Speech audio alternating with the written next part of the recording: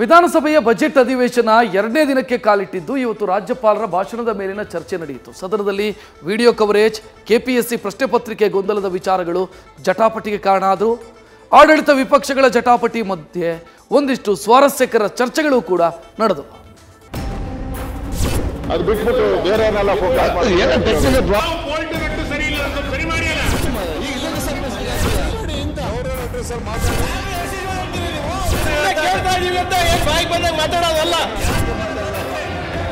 ಇವತ್ತು ವಿಧಾನಸಭೆಯಲ್ಲಿ ಕೆಪಿಎಸ್ಸಿ ಪ್ರಶ್ನೆ ಪತ್ರಿಕೆ ಎಡವಟ್ಟುಗಳ ಕುರಿತು ವಿಪಕ್ಷ ನಾಯಕ ಆರ್ ಅಶೋಕ್ ಪ್ರಸ್ತಾಪಿಸಿದ್ರು.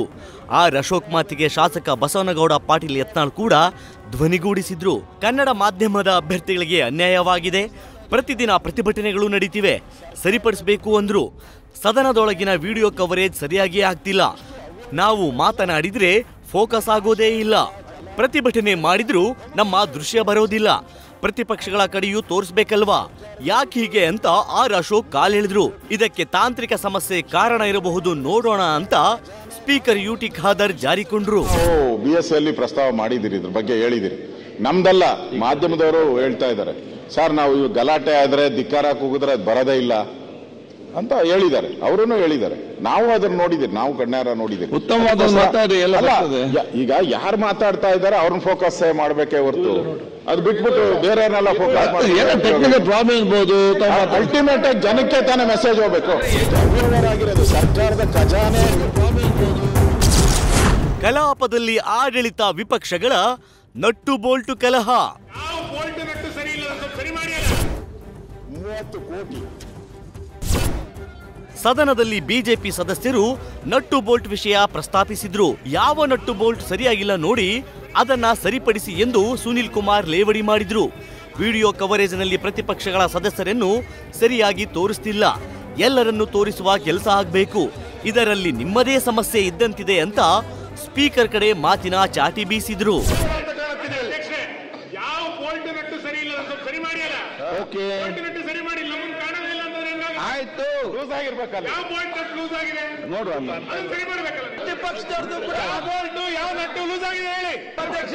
ಪಾಟೀಲ್ ಸಾಹೇಬ್ರು ಬರಲಿ, ಪ್ರತಿಪಕ್ಷದವ್ರದ್ದು ಕೂಡ ಯಾವ ನಟ್ಟು ಲೂಸ್ ಆಗಿದೆ ಹೇಳಿ.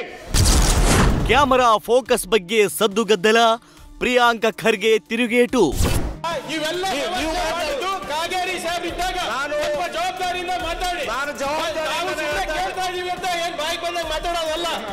ಈಗ ಪಾರ್ಲಿಮೆಂಟ್ ನಲ್ಲಿ ಏನ್ ನಡೀತದೆ?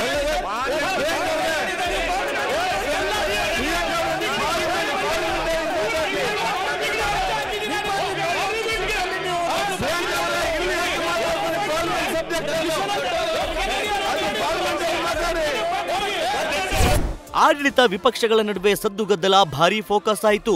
ಈ ಮೊದಲು ಸದನದ ಕಾರ್ಯಕಲಾಪಗಳನ್ನು ವಾರ್ತಾ ಇಲಾಖೆ ನಿರ್ವಹಿಸುತ್ತಿತ್ತು. ಆದ್ರೆ ಈಗ ಕಾಂಗ್ರೆಸ್ನವರ ಕೈಗೆ ಯಾಕೆ ಕೊಟ್ರಿ ಅಂತ ಬಿಜೆಪಿ ಸದಸ್ಯರು ಕೆಣಕಿದ್ರು. ವಿಪಕ್ಷಗಳ ಕವರೇಜ್ ಆರೋಪಕ್ಕೆ ಸಚಿವ ಪ್ರಿಯಾಂಕ ಖರ್ಗೆ ತಿರುಗೇಟು ಕೊಟ್ರು. ಸುಮ್ನೆ ಬಾಯಿಗೆ ಬಂದಂತೆ ಮಾತಾಡಬೇಡಿ, ಸಂಸತ್ನಲ್ಲಿ ಏನ್ ತೋರಿಸ್ತಾರೆ, ಕಾಗೇರಿ ಇದ್ದಾಗಲೇ ಇದು ಬಂದಿದ್ದು ಅಂತ ಸಿಕ್ಕಾಪಟ್ಟೆ ಏರು ಧ್ವನಿಯಲ್ಲಿ ಉತ್ತರ ಕೊಟ್ರು. ಜವಾಬ್ದಾರಿಯಿಂದ ಮಾತಾಡಿ, ಕೇಳ್ತಾ ಇದೀವಿ ಅಂತ ಏನ್ ಬಾಯಿಗೆ ಬಂದಾಗ ಮಾತಾಡೋದಲ್ಲ. ಈಗ ಪಾರ್ಲಿಮೆಂಟ್ ನಲ್ಲಿ ಏನ್ ನಡೀತದೆ?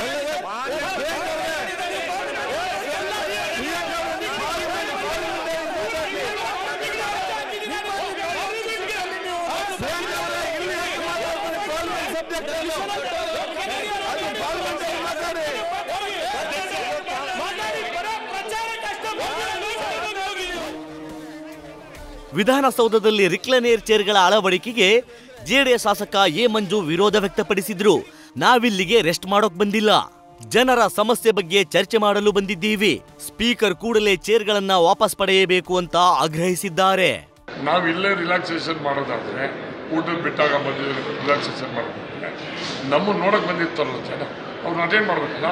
ಅವ್ರ ಪಬ್ಲಿಕ್ ಅವ್ರ ಊರಿನ ಸಮಸ್ಯೆಗಳು, ಅವ್ರದ್ದು ಗೌರವ ಸಮಸ್ಯೆಗಳು ಬಂದಿರ್ತಾರೆ, ಅವ್ರು ಅಟೆಂಡ್ ಮಾಡ್ಬೇಕಾದ್ರೆ ನಾವು LHK ಹೋಗ್ಬೇಕಾಯ್ತದೆ.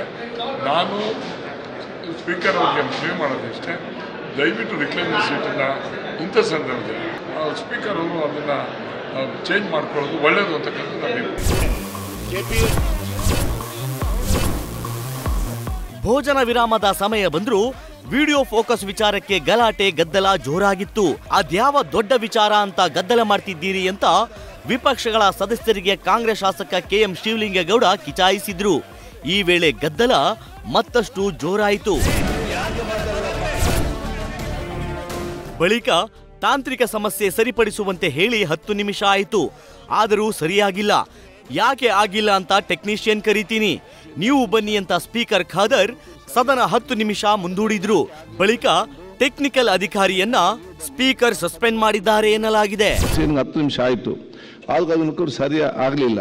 ಆದ ಕಾರಣ ಯಾಕೆ ಆಗಲಿ ಅಂತ ಹೇಳಿಕೊಂಡು ಅವರ ಟೆಕ್ನಿಷಿಯನ್ ಕರೀತಾ ನೀವು ಬನ್ನಿ, ನಾನು ಸದನ 10 ನಿಮಿಷ ಮುಂದಿಡ್ತೇನೆ.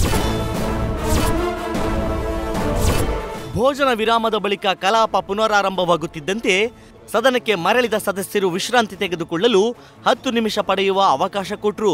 ಬಳಿಕ ರಾಜ್ಯಪಾಲರ ಭಾಷಣದ ಮೇಲೆ ಸ್ವಾರಸ್ಯಕರ ಚರ್ಚೆಗಳು ನಡೆದವು. Harish Kakol, political bureau, news first.